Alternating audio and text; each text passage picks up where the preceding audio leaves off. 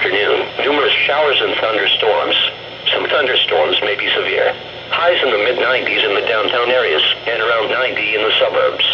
Southwest winds around 10 miles an hour.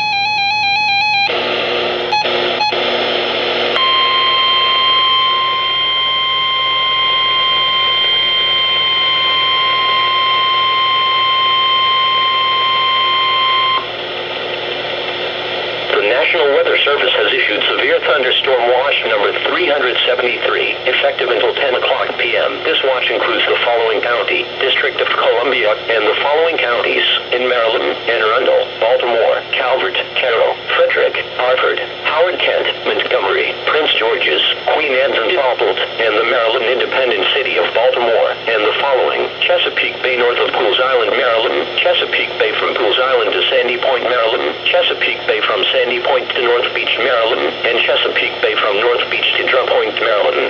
Remember, a severe thunderstorm watch means that conditions are favorable for the development of severe weather, including large hail and damaging winds, and close to the wash area.